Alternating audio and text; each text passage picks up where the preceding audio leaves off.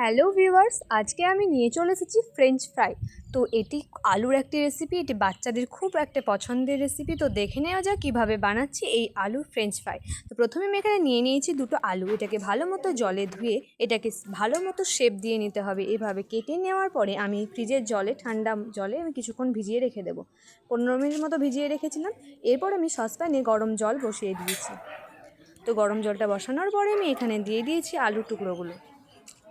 তো আলুগুলো দেওয়ার পরে আমি ঢাকনা দিয়ে এটাকে কিছুক্ষণের জন্য ফুটিয়ে নেব। এইভাবে ফুটিয়ে নিতে হবে, একটু 30% সেদ্ধ করে নিতে হবে। তারপরে আমি জল ঝরিয়ে একটি পাত্রে রেখে এটার মধ্যে দিয়ে দেব রুল ময়দা। এটাকে ভালো মতো মিশিয়ে নেব।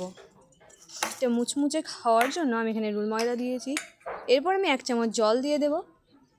জলটা দিয়ে একটু নাড়াচাড়া করে আবার আমি 1 চামচ রুল ময়দা দিয়ে মাখিয়ে নেব। এরপর আমি এক কড়াইয়ে তেল গরম করতে বসিয়ে দিয়েছি। তো তেল গরম হয়ে যাওয়ার পরে আমি আস্তে আস্তে আলুগুলো ছেড়ে দেব।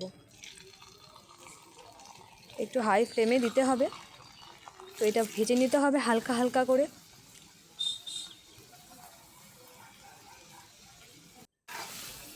একটু নাড়িয়ে চাড়িয়ে ভেজে নিতে হবে লালচে লালচে করে। তো আমার ভেজে নেওয়া হয়ে গেছে। এই অবস্থায় এলে ঠিক এই অবস্থায় তুলে নিতে হবে। আমি আবারও ভেজে নিচ্ছি ভালো মতো সবগুলোকে। তো আমার ভেজে নেওয়া হয়ে গেছে। একটি কাগজের পাত্রে আমি তুলে রেখে দিয়েছি, কারণ তেলটা শোষার জন্য। তো কেমন হয়েছে ফ্রেঞ্চ ফ্রাই রেসিপি অবশ্যই কমেন্ট বক্সে এসে জানাবেন। ভালো লাগলে একটি like, comment, share and subscribe করতে ভুলবেন না যেন। টাটা।